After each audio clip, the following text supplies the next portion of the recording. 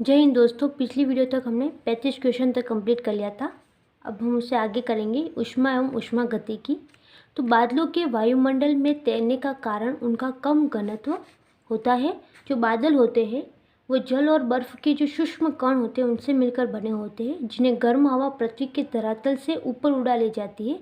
जब किसी विशेष ऊंचाई पर बादल का घनत्व उसके औसत घनत्व के बराबर हो जाता है तो बादल ऊपर उठने के बजाय फिर सीधा हवा के बहाव के साथ ही चलने लगते हैं।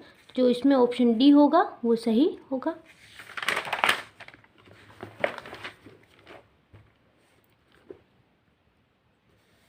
दो धातुओं ए और बी की पट्टियाँ एक साथ मजबूती से जुड़ी हुई है, जैसा कि चित्र में दिखाया गया है। ये ए और ये बी।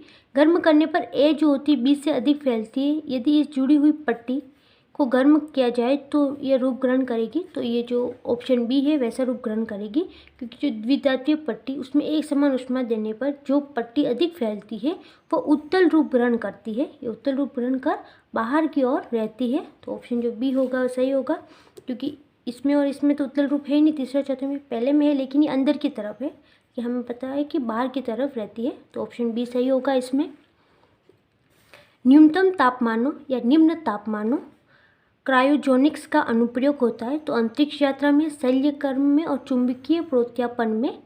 और जो एमआरआई होती है, एमआरआई वो भी क्रायोजेनिक्स जो होती है उसका एक अनुप्रयोग है। तो ऑप्शन जो ए होगा वो सही होगा। निर्देश प्रश्न 39 और 40 नीचे दो वक्तव्य दिए गए हैं। एक को कथन ए तथा दूसरे को आर कहा गया है। तो कथन ए है कि तांबे के एक टुकड़े को तथा कांच के एक टुकड़े को एक ही तापमान पर गर्म किया गया।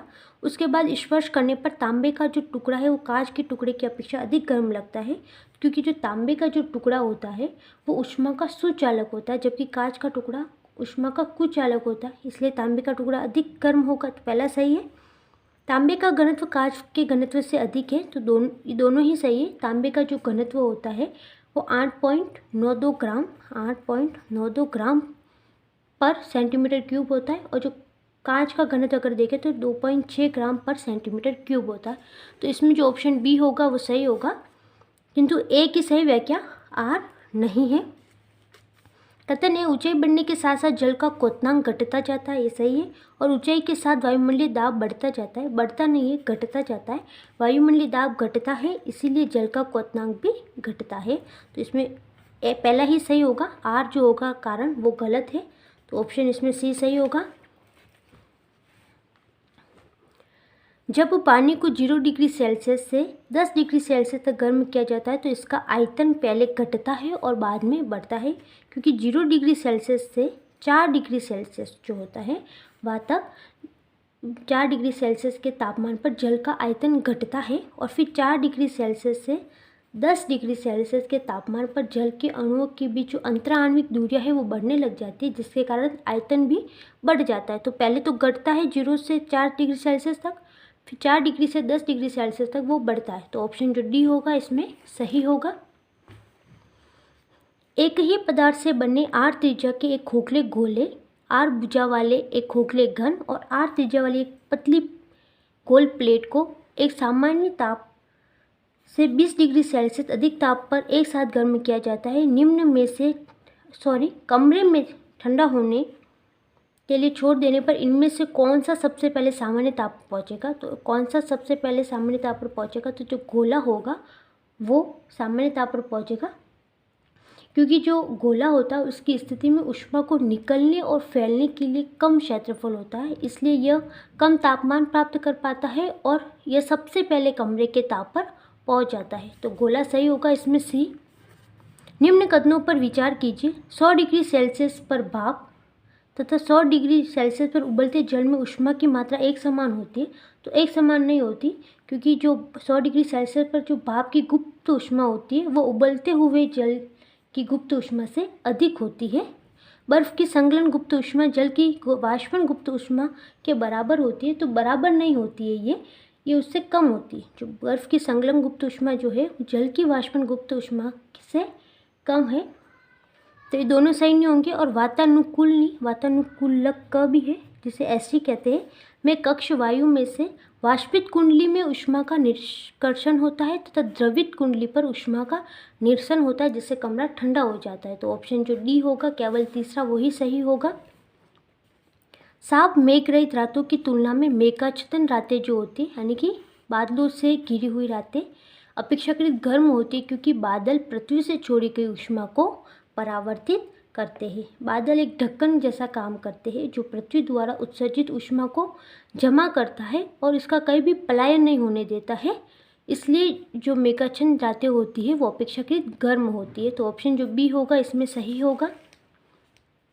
कड़े जाड़े में झील की सतह हिमस्थित हो जाती है यानी कि बर्फ जम जाता है उसकी सतह पर, किंतु उसके तल में जल जो होता है वो द्रव अवस्था में बना रहता है। ये किस कारण से होता है? जल की जो सघनता है यानी कि घनत्व 4 डिग्री सेल्सियस पर अधिकतम होता है। तो ऑप्शन जो सी होगा इसमें सही होगा, क्योंकि झील पर जो जमी बर्फ़ होती है वो अंदर की ऊष्मा जो होती है उसको बाहर नहीं आने देती, तो इसलिए जो अंदर तल का जो जल है वो द्रव अवस्था में बना रहता है। ऑप्शन जो सी होगा सही होगा इसमें। किसी प्रेशर कुकर में जिस तापमान पर खाद्य पकाए जाते हैं वह निम्नलिखित में से किन पर निर्भर करता है? एक तो ज्वाला का तापमान और एक ढक्कन का भार है, ढक्कन का भार। तो जो ऑप्शन बी होगा इसमें वो सही होगा। अब हम देखेंगे कि प्रकाशिकी एवं ध्वनि।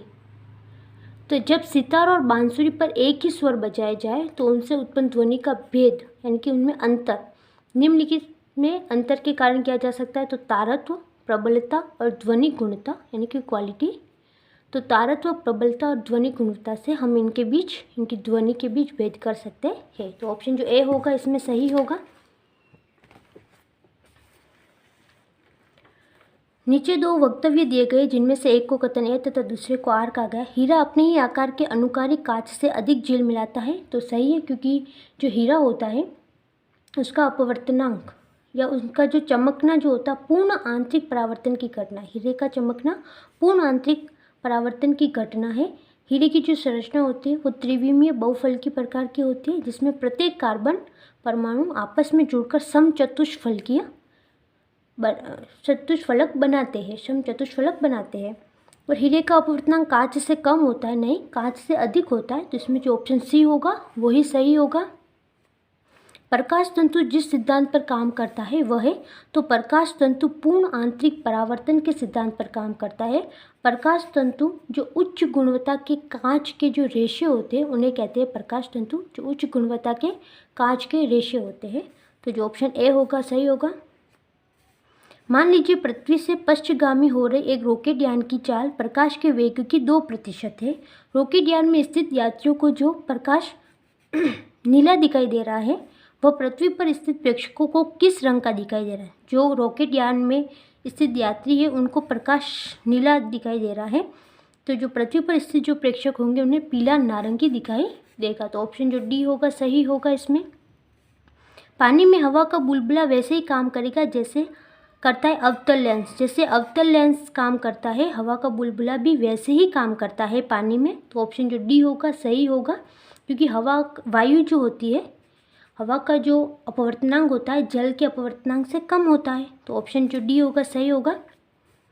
जब किसी दर्पण को कोण थीटा से घूर्णित किया जाए तो परावर्तित किरण का घूर्णन होगा तो 2 थीटा होगा। तो ऑप्शन जो डी होगा सही होगा।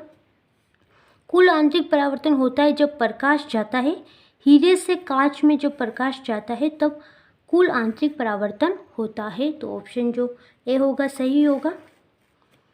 सूची 1 मात्रा है और सूची 2 इकाई के साथ सम्मिलित कीजिए और सूचियों के नीचे दिए गए कूट का प्रयोग कर सही उत्तर चुनिए। तो उच्च वेग जो होता है माक या मेक संख्या जो होती है वो, तो जो ऑप्शन ए होगा वो सही होगा। जो मेक जो संख्या होती है किसी भी वस्तु का वेग होती है। तरंग दैर्ध्य का मात्रक एंगस्ट्रॉम है, सही है। दाब का जो मात्रक है पास्कल है और ऊर्जा का जो मात्रक है वो जूल है। जूल जो है वो अंतर्राष्ट्रीय पद्धति में इसका मात्रक है। इसके अलावा किलोवाट घंटा और किलो कैलोरी जो होती है वो भी ऊर्जा के जो मात्रक होते हैं। तो ऑप्शन सी सही होगा इसमें। निम्नलिखित कथनों पर विचार कीजिए। यदि कोई व्यक्ति पानी भरी बाल्टी में पड़े एक सिक्के को देखता है तो उससे सिक्का अपने वास्तविक स्थल से अपेक्षाकृत निकट लगेगा।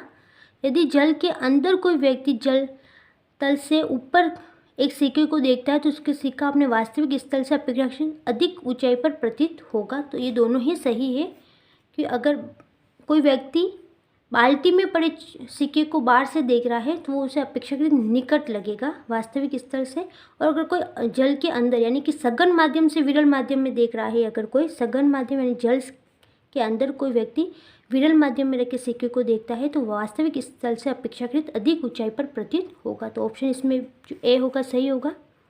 100 डेसिबल का शोर की प्रबलता स्तर संग होगी। जो डेसिबल होता है वो ध्वनि की तीव्रता को मापने की इकाई होती है डेसिबल। तो 100 डेसिबल का जो शोर होता है वो यंत्र कारखाने के शोर के बराबर होता है। तो ऑप्शन डी सही होगा।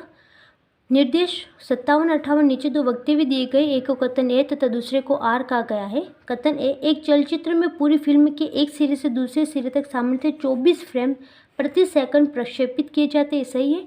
आंख की रेटिना पर निर्मित प्रतिबिंब उद्दीपन हटाने के बाद 0.15 तक बना रहता है। तो 0.15 तक नहीं, 1/16 सेकंड तक बना रहता है। तो इसमें जो ऑप्शन सी होगा कि ए तो सही है पर आर जो है वो गलत है। यातायात संकेत पर जड़ी हुई कांच की छोटी छोटी मणिकाएं उन पर प्रकाश पड़ने पर तेजी से चमकने लगती है। प्रकाश पूर्णतः परावर्तित होता है जब आपतन का कोण एक निश्चित क्रांतिक मान से अधिक होता है और एवं अपेक्षाकृत सघन माध्यम से गुजरता हुआ प्रकाश एक अपेक्षाकृत विरल माध्यम से परावर्तित होता है। उपयुक्त के संदर्भ में कौन सा सही है? तो दोनों ही सही है इसमें। तो जो ऑप्शन ए होगा सही होगा। जब एक सीडी ऑडियो और वीडियो प्रणालियों में प्रयुक्त होने वाली कॉम्पैक्ट डिस्क सूर्य के प्रकाश में रखी जाती है तो इंद्रधनुष के समान रंग दिखाई पड़ते हैं। इसकी व्याख्या की जा सकती है तो अपवर्तन, विवर्तन और पारगमन की परिघटना के आधार पर। तो ऑप्शन जो डी होगा वो सही होगा। नीचे दो वक्तव्य दिए गए हैं, एक को कथन ए तथा दूसरे को आर कहा गया है। कथन ए, एक छड़ी को जल में तिरछी स्थिति में डुबोया गया है। यदि बगल से देखा जाए तो छड़ी छोटी और जल की सतह पर झुकी हुई प्रतीत होगी। ऐसा ही है। छड़ी से आने वाला प्रकाश जल अणुओं से प्रकर्णित होकर छड़ी की छोटी और झुकी होने का आभास देता है। उपयुक्त में से दो वक्तव्यों के संदर्भ में से कौन सा सही है? तो पहला ही सही है, आर गलत होगा क्योंकि छड़ी से आने वाला जो प्रकाश होता है वो नहीं होता है। प्रकाश के अपवर्तन सिद्धांत के अनुसार जब प्रकाश सघन माध्यम यानी कि जल से विरल माध्यम वायु में प्रवेश करता है तो अभिलंब से दूर हट जाता है वो प्रकाश। इसलिए जल में जो छड़ी की तिरछी स्थिति में डुबोकर देखने पर जो जल की सतह पर वह झुकी हुई प्रतीत होती है, ना कि छड़ी से आने वाले प्रकाश जल अणुओं के प्रकीर्णन से। तो ऑप्शन जो सी होगा वो सही होगा इसमें।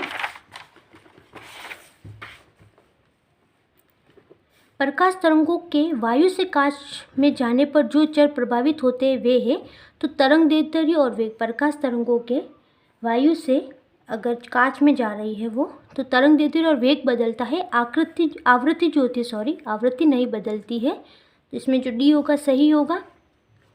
निम्नलिखित कथनों पर विचार कीजिए। दीर्घ तरंग दैर्ध्य वाले प्रकाश का प्रकीर्णन लघु तरंग दैर्ध्य से कहीं अधिक होता है। तो क्योंकि प्रकीर्णन जो होता है वो तरंग दैर्ध्य के व्युत्क्रमानुपाती होता है, यानी कि जो प्रकीर्णन बढ़ेगा तो तरंग दैर्ध्य कम होगी और प्रकीर्णन कम होगा तो तरंग दैर्ध्य अधिक होगी। तो इसमें बोला है कि दीर्घ तरंग दैर्ध्य वाले प्रकाश का प्रकीर्णन लघु तरंग दैर्ध्य से कहीं अधिक नहीं होता है, कम होता है। तो ये गलत होगा। जल में दृश्य प्रकाश की गति का निर्वाह 0.95 गुना होता है, गलत। रेडियो तरंगें द्रुतगामी दोलायमान विद्युत धाराओं से उत्पन्न होती है, ये सही है। और अतिचालन वाहनों का पता लगाने के लिए पुलिस जो होती है डोपलर के परावर्तित लघु रेडियो तरंग प्रभाव का उपयोग करती है। तो जो ऑप्शन डी होगा वो सही होगा। निम्नलिखित प्राकृतिक तथ्यों पर विचार कीजिए। इनमें से किस तथ्य के कारण मरीचिका बनती है? मरीचिका यानी कि जैसे रेगिस्तान में हमें दूर से देखने पर ऐसा लगता है कि जल है, लेकिन वास्तविकता में वहाँ पर जल नहीं होता है, तो वो दृष्टि भ्रम के कारण मरीचिका बनती है। तो एक तो स्थलीय तापन के कारण मरीचिका बनती है और एक प्रकाश के अपवर्तन के कारण। तो ऑप्शन जो सी होगा सही होगा। अपवर्तन यानी कि जब प्रकाश की किरणें एक माध्यम से दूसरे माध्यम में जाती है तो उसे अपवर्तन कहते हैं। अगर हम परावर्तन की बात करें तो जब प्रकाश की किसी सतह से टकराकर उसी माध्यम में वापस चली आती है जिस माध्यम से वह आई थी तो उसे परावर्तन कहते हैं। और विवर्तन यानी कि जब प्रकाश व ध्वनि तरंगें किसी अवरोध से टकराती है तो अवरोध के किनारों पर मुड़ जाती है और अवरोधक की जो ज्यामितीय छाया जो होती है उसमें प्रवेश कर जाती है और तरंगों के इस प्रकार मुड़ने की घटना को ही हम विवर्तन कहते हैं। तो इसमें जो सी होगा वो सही होगा। वायुमंडल में प्रकाश के विसरण का कारण है, तो वायुमंडल में प्रकाश के विसरण का कारण धूलकण है, तो ऑप्शन बी सही होगा इसमें। निम्न में से कौन सा एक कथन सही नहीं है कि आर्द्रता के बढ़ने पर वायु में ध्वनि वेग कम हो जाता है? तो ध्वनि वेग कम नहीं होता है, बढ़ जाता है। वो ध्वनि वेग बढ़ता है क्योंकि आर्द्र वायु का घनत्व जो होता है वो शुष्क वायु के घनत्व से कम होता है, इसलिए आर्द्रता बढ़ने पर वायु में ध्वनि का वेग भी बढ़ता है। इसके अलावा तापमान के बढ़ने पर वायु में ध्वनि वेग बढ़ता है, ये सही है। वायु में ध्वनि वेग दाब पर निर्भर नहीं करता और आयाम तथा आवृत्ति के परिवर्तन से वायु में वेग प्रभावित नहीं होता है। निम्नलिखित में से किस एक में ध्वनि चाल सबसे अधिक होगी? तो लकड़ी जो है उसमें सबसे ज़्यादा होगी ध्वनि चाल। 0 डिग्री सेल्सियस पर वायु में 100 डिग्री सेल्सियस वायु